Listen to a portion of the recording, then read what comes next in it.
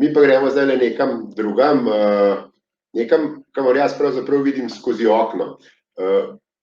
Nekateri ste mogoče že slišali za izraz kašarija, mogoče bo tudi v naslednjem prispevku obrazloženo, zakaj je to kašarija, kdo so kašari in pa seveda, kdo so znameniti ljudje, ki tam živijo in so živeli v preteklosti. En župnik iz Breznice jih je naštel kar 120 takih Slovencev, ki so pomembni in so nekaj ustvarili in pustili svoj pečat v svetu, tako da eden od njih vas bo popeljal na popotovanje po svojih krajih, verjetno ga vsi poznate, verjetno ste vsi 8. februarja izobesili zastavo na svojo hišo in s tem počastili obletnico smrti našega velikega pesnika Franceta Prešerna. Pa najbolje, da vam kar France sam razkaže okolico svojega doma.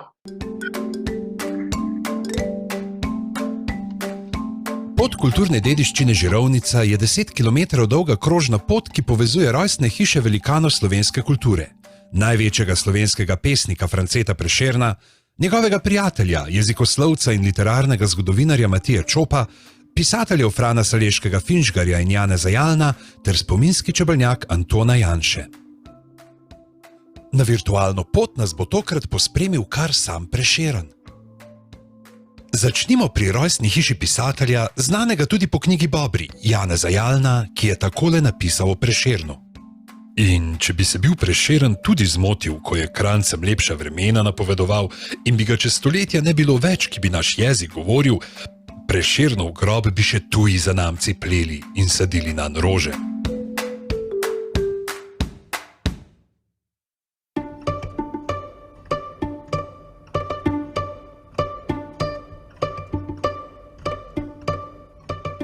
Lep dober dan želim vsem skupaj v vasici Rodne na Gorenjskem, pod stolom, kjer se je rodil tudi eden velikih mož, in sicer pisatelj Janez Jalen, avtor znamenitega romana trilogije Bobri. V teh Bobrih pisatelj opisuje zgodovino in del zgodovine Ljubljanskega barja, in sicer Mostiščarje, Kuliščarje. No pa da ni napisal samo to, naj vam omenim še nekaj njegovih lepih zgodb, kot so na primer njemu najljubša Ovčar Markov, v katerem opisuje mladost svojega očeta, lepo okolje, kjer je sam odraščal. Ko je to prebral znani arhitekt Jože Plečnik, si je ogledal te stezice tega Marka in po ogledu zaupal Jalnu. Veš, še lepše je pa, kot si opisal. Bil je tudi scenarist prvemu slovenskemu celovečernemu igranemu filmu ali drugemu filmu na slovenskem nasploh Triglavske strmine. No, v tem filmu, naj omenim, kot posebnost nastopa tudi legenda alpinizma Joža Čop. Po njemu se imenuje celo mogočna stena v severni steni Triglava, Čopov stebr se ji reče. No in s tem Jožem je pisatelj Jalen tudi osvajal gorstva, saj je bil tudi izreden alpinist, bil skalaš, bil aljaževec. To so bili najboljši alpinisti tistega časa. No in seveda, kje je nastala ideja za ta film? Kar na Krederci. Tam so se našli prijatelji alpinisti Tominšek, Joža Čop, Badjura in se odločili, da te lepote tega okolja lepo posnamejo. Pisatelj je bil duhovnik po poklicu, ampak njegova skrita želja je bilo pisanje. Napisal je v enem svojem dnevniku: odločil sem se za poklic duhovnika, da bi prost skrbi nad družino se mogel čim bolje ukvarjati z leposlovjem, da bi pisal Slovencem zdrave besede življenja. No, druga verzija, ki pa je bila namenjena zvedavim dekličom, so ga pogostokrat spraševali: ja, župnik, kako pa to, da se niste oženil, ste tako fejst fant? Pa jim je odgovarjal: štrame, štramaste, kar pomeni nevedne nevednice, a ne veste, da ki je Bog pod goran hodil, je ta prvi ta fejst fante zase vzel, avšus je pa babam pustil. Premeščali so ga več ali manj, predvsem zaradi njegovega karakterja. Namreč Jalen je bil veseljak, zelo rad se je združil s prijatelji, somišljeniki, predvsem z literati, ja, kje drugje pa kot v kakšnih prijetnih vaških uštarijah. No in tam so nastajale različne teme, od literarnih pa tudi do političnih. No in seveda, ko je prišlo na ušesa njegovim nadrejenim, jim to ni bilo najbolj povšeči, In jasno, potem so sledile kakšna taka primeščanja, kjer mu tudi ni bilo najbolj povšeči, kot naprimer v Beli krajini v Črnomlju. Veste, tam je napisal eno zanimivo pismo svojemu nadrejenemu, v katerem ga je opozoril, da ga v Beli krajini ogrožajo dekline in da je tudi on krval pod kožo, mu je priporočil 3-tedenskega razmisleka. Ja, malo je kolebal škof Jeglič, ampak sčasoma se je vnesel, ko je razmislil, kakšen je pisateljev karakter in ga preventivno vrnil nazaj na Gorenjsko in sicer za 2 leti v Staro Loko pri Škofji Loki. No, pisatelj Jalen je pokopan kar tukaj le zadaj za hišico, v družinskem grobu. Velikokrat so ga prijatelji spraševali: poslušaj, Janez, kje pa te bojo zakopali, boš umrl? Pa jim je odgovarjal: od zibke do groba imam en skok. Zmotil se je morda za ne 3, ampak glede na to, da je bil lovec, mu je lovska občasno prav tako prav prišla.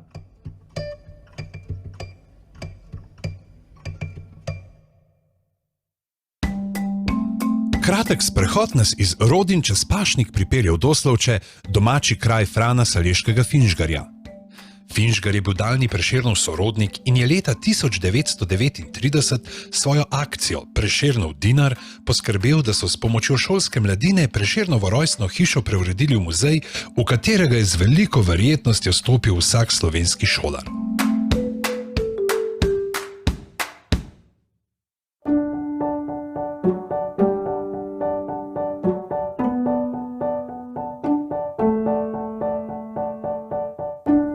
Vsestransko nadarjeni Fran Saleški Finžgar je odraščal v skromni kajžarski družini. Domačija je bila znana po tkalski obrti, s katero se je ukvarjal predvsem Finžgarjev ded Joža Ažman, znan tudi kot odličen pripovedovalec zgodb. Prav poslušanje zgodb v domačem zapečku je v mlademu Finžgarju že zgodaj prebudilo čut za pristen slovenski jezik, ki ga odlikuje v vsem njegovem literarnem opusu. Njegovo najbolj znano delo, zgodovinski roman Pod svobodnim soncem, pa še danes velja za enega največjih dosežkov slovenske literature in je svojo tematiko še kako aktualno tudi danes. Ali kot je nekoč dejal Finžgarjev pranečak dr. Janez Bogataj, nekatera Finžgarjeva dela so še danes aktualna, samo kulise so se zamenjale.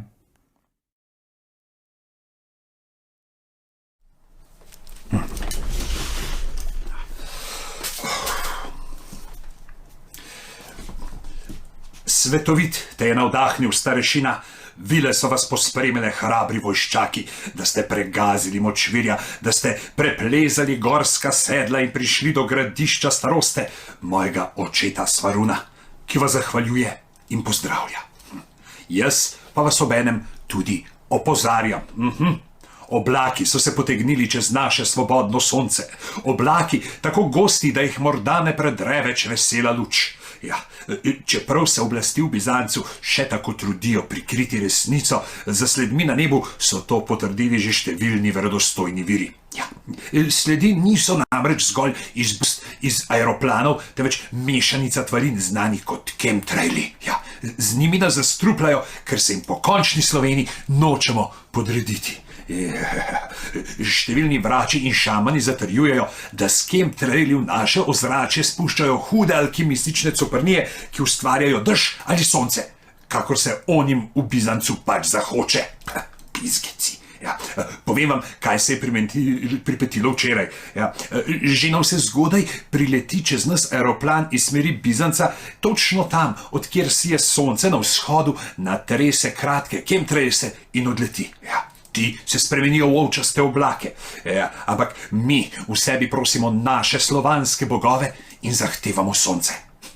Oblaki se razkadijo in spet posije sonce, svobodno sonce. Ampak na to prileti spet en aeroplan iz druge smeri in položaj se ponovi. Nastane oblačnost, ampak s pomočjo naših notranjih prošenj znova posije sonce.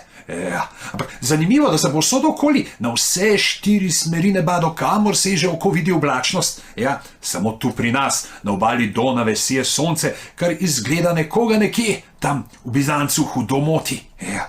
Zakaj sem to napisal? Zato, da se vsak zave, da je moč glede vsega tudi vremena v nas samih in da je ni zlobne moči, ki bi lahko premagala naše prošnje in želje za naravno vreme in naše skupno dobro. Ja. V sebi imamo neverjetno moč razstrupljanja nas samih, neba in narave. Ni pomembno, ali v to verjameš ali ne.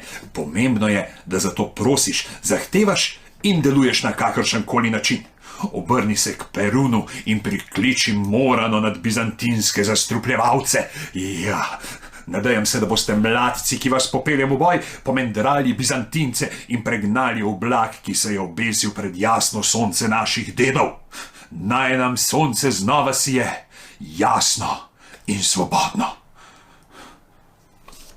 Pošli.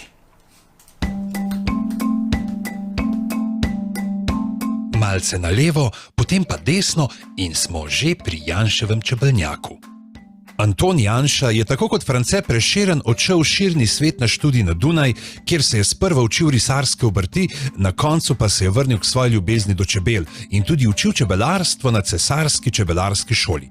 Njegov rojstni dan, 20. maj, je bil izbran za svetovni dan čebel. Smo že prispeli.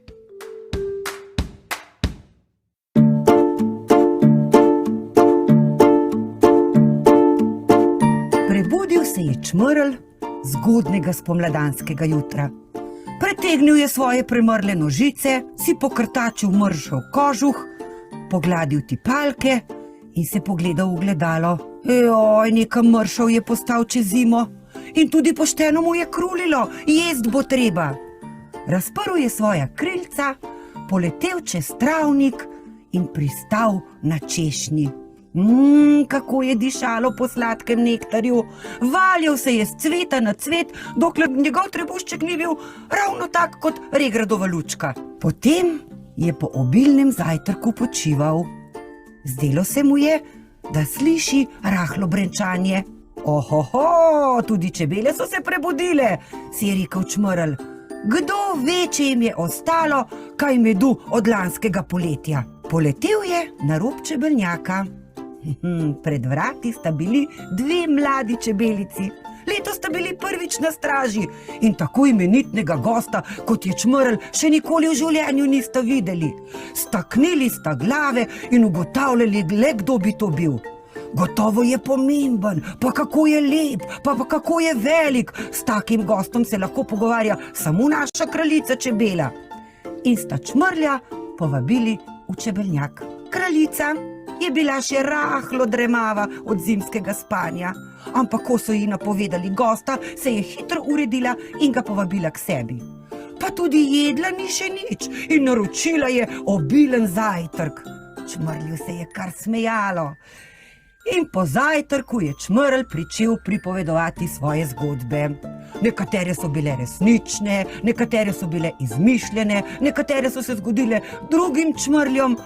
Kraljica matica pa je poslušala z odprtimi usti in se na vso moč zabavala. In sploh ni ugotovila, da je minil že cel dan, ne da bi sploh vstala od mize. Ampak zvečer pa se ne spodobi gosta vršt ven iz čebelnjaka. Zato je povabila čmrlja, da je prespal. In naslednje jutro se je zgodba nadaljevala. Tako je šlo iz dneva v dan. Čebele delavke so bile vedno bolj zaskrbljene. Če bo šlo tako naprej, bosta pojedla vse zaloge medu in umrle bomo od lakote. Temu bo treba narediti konec. Zvečer, ko je kraljica naročila sladki nektar, so čmrlju in kraljici v nektar zamešale koren sladkega dremeža. Zaspala sta kot ubita. In zdaj hitro čebele delavke so zbezale čmrlja iz čebelnjaka. Še ko je padel na mehko travo. Ampak to ga sploh ni motilo. Obrnil se je na drugo stran in spal naprej. Prebudila ga je jutranja roza. Čmrlj je takoj vedel, kaj se je zgodilo. No ja, si je mislil. Bilo je lepo, dokler je trajalo. Zdaj bo pa treba spet na delo. Kraljica matica pa se je zbudila s strašnim glavobolom. Ko je pogledala okoli sebe, je videla razdejanje. Vse se je lepilo od sladkega nektarja, vse je bilo polito, vse je bilo umazano, zaloge medu so bile skoraj prazne. Kaj sem storila? In vstala je, čeprav je bila kraljica, in čisto sama vse pospravila, na koncu očedila še sebe, sklicala vse čebele in dejala, kaj takega se ne sme več zgoditi. Čmrlju je od danes naprej najstrožje prepovedan vstop v čebelnjak. Ampak kraljica in čmrlj sta vseeno ostala prijatelja. Enkrat na leto se dobita sredi travnika, kjer plešeta, klepetata, si pripovedujeta zgodbe in potem gre kraljica spet delat v čebelnjak, čmrlj pa leti novim zgodbam in novim dogodivščinam naproti. Vas pa nove zgodbe čakajo na poslikavah panjskih končnic na čebelnjaku Antona Janše na Breznici.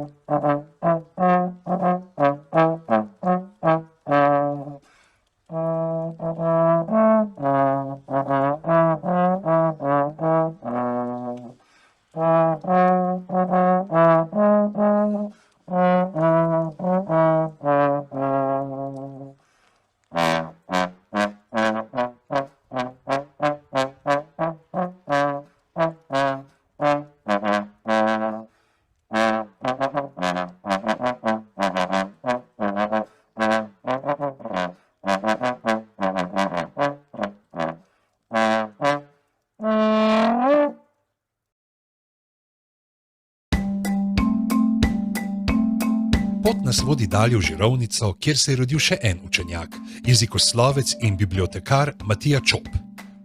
Čop je bil Prešernov velik prijatelj. Skupaj sta prehodila sicer kratko, a polno življenjsko pot. Skupaj sta sodelovala pri kulturnem udejstvovanju. Čop kot cenzor časopisa Kranjska čbelica, Prešeren pa kot pesnik, ki je v časopisu objavljal. Skupaj sta bila bitke v črkarski pravdi proti novemu črkopisju Metelčici in skupaj sta bila tudi tistega usodnega junijskega dne, ko je Prešeren v Trnovski cerkvi prvič uzrl svojo pesniško muzo Julijo Primic. No, pa vstopimo.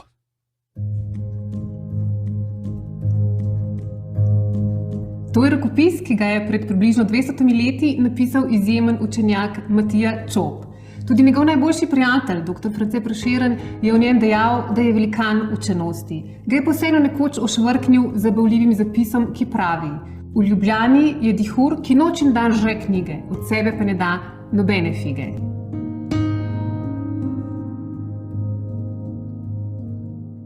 Še en znamenit Žirovničan, Aleksander Mešok, pa vam bo kar s pesmijo pokazal kraje, kjer so nekoč ustvarjali naši slavni rojaki. V Žirovnici.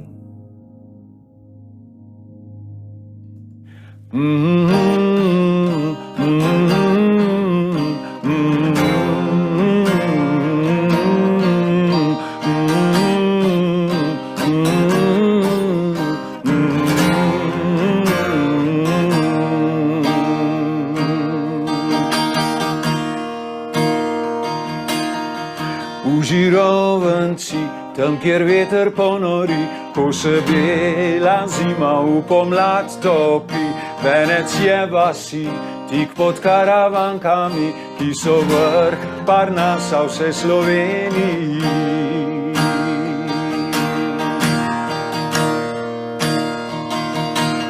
V Mostah mati so doma, so rodili kersnika, v Žirovnic pa stoji hiša Čopova.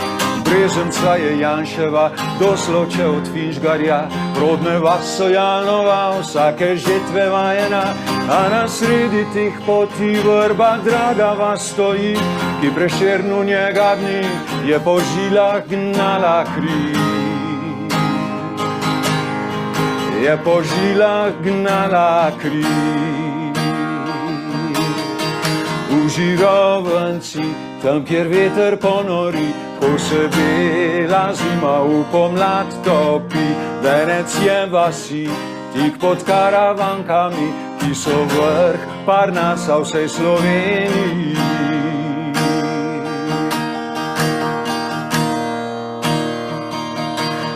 Ko zvonovi zazvoni, se vasice prebude, posejane pod gore, nova zgodba se začne, ki bo zrasla pred očmi, nova pesem novih dni.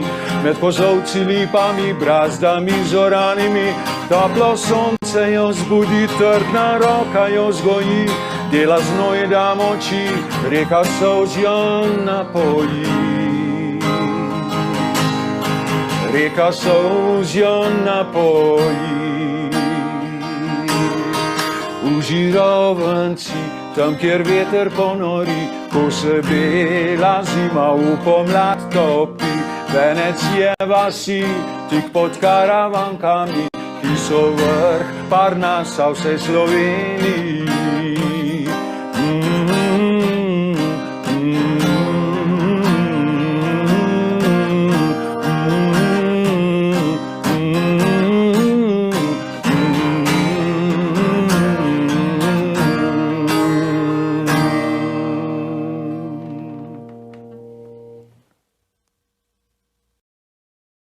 France Prešeren, pevcu.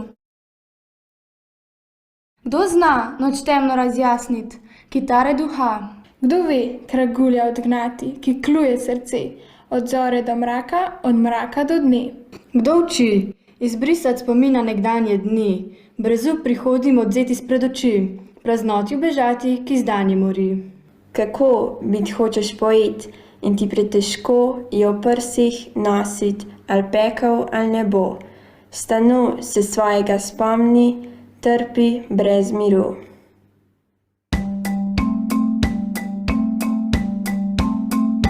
Vaške poti iz Žirovnice vodijo v 2 km oddaljeno Vrbo, kjer se je rodil France Prešeren. Doma se je že zgodaj učil branja in pisanja pod strogim očesom mame Mine, ki je v sina polagala velike upe.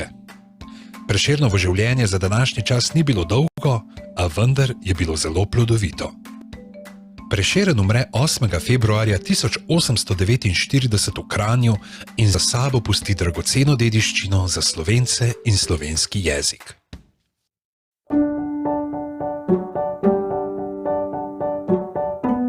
Pozdravljeni! Nahajamo se v Prešernovi rojstni hiši, v prostoru, ki se imenuje Hiša. No, za to mizo so se Prešernovi otroci v tistem času učili brati, pisati slovenskega jezika. No in kasneje so tudi na teh klopih tukaj zadaj zaspali, saj te klopi so bile njihova postelja. V tistem času mali France prav gotovo ni razmišljal o tem, da bo postal pesnik in kasneje, tako kot je zapisal v glosi, živel in umrl brez denarja.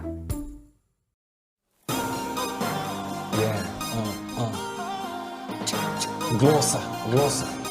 Pesniška oblika, ki govori o pevcu, pesmih in odnosu do sveta. Le začniva, pri Homeri, prosoreva, dni je stare, mrso vidja, pontutare, drugih pevcev zgodbe beri, nam spričuje Alighieri. Kako sreča pevcev darja, nam spričuje ta pisarija, Luziade, Don Quixota, kakošne Parnasa pota, slep je, kdor se s petjem ukvarja. Kaj Petrarkov, kaj nam tasov pevcev treba, je prijetnih. Slišim od butic neokretnih, prašac danih prednih časov, komor mar prijetnih glasov, pesmi, ki pojo Matjaže, boje okrog hrvaške straže, mar kar pevec pevilerije, mar čebelce, roji, šteri, Kranjec mojemu osle kaže, slepi kdor se s petjem ukvarja. Kranjec mojemu osle kaže, pevcu vedno sreča laže. On živi, umr je brez denarja. Slepi kdor se s petjem ukvarja, Kranjec mojemu osle kaže, pevcu vedno sreča laže. On živi, umr je brez denarja. Slep je. Slep je. Ampak on živi, lani je slepar starino še prodajal, nosil škatle, meril platno trak na vatle, letos kupi si grašino, ma ne gre pevec v daljno kino. Še naprej se pot mu kaže, nej si s tinto prste maže, nej ljubezen si obeta, vneti lepega dekleta. Pevcu vedno sreča laže. Vendar peti, one jenja, grabte denarja v kup gotove, kupovajte si gradove, v njih živite brez trpljenja, makodr se ne bo razpenja, grad je pevca brez vratarja, ni zlatnina, čista zarja, srebrnina, rosa trave, s tem posestvom brez težave. On živi, umrje brez denarja, slepe, kdor se s petjem kvarja, Kranjec moj oslej kaže, pevcu vedno sreča laže. On živi, umrje brez denarja. Slepi, kdor se s petjem kvarja, Kranjec moj mu oslej kaže, pevcu vedno sreča laže. On živi, umrje brez denarja. Slep je, slep je. On živi. In tukaj je zaživel, v vrbi, rojstni vasi domači, ob taki posteli in takile igrači, in se razvil v nekaj največjega, kar lahko. Yes. Super mix glosa. Fresh. Za 2021.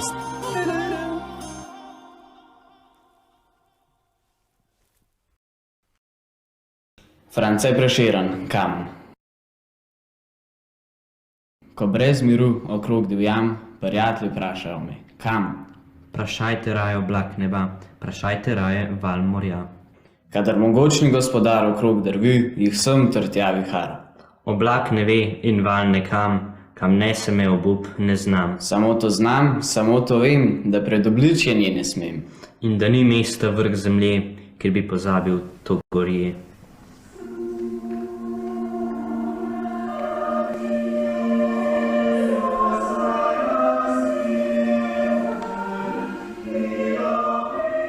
Spoštovane Slovenke, spoštovani Slovenci, občanke in občani. Virus nam je zagodel čisto na vseh področjih našega življenja in tako nam je zagodel tudi ob praznovanju slovenskega kulturnega praznika. Letos bomo praznovali na drug način, recimo temu malo bolj intimen, virtualen, v mislih in v besedi.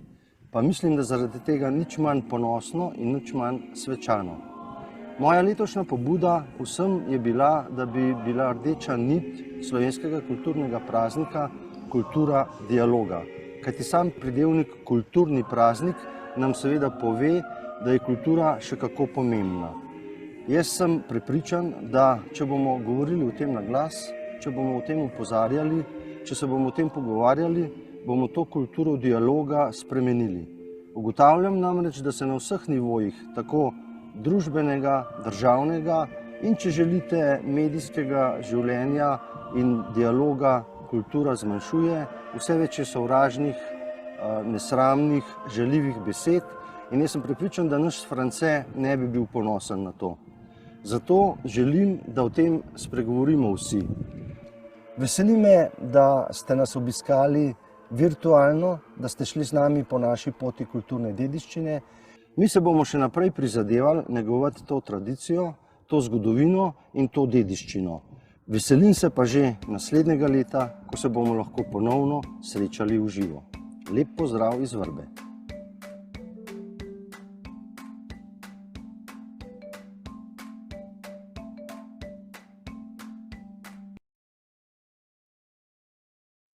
No, da še jaz dodam eno priredbo Prešernove, ki sta jo fanta zrecitirala, in sicer kratek odlomek kam. Ko brez miru okrog divjam, prijatelji vprašajo me kam.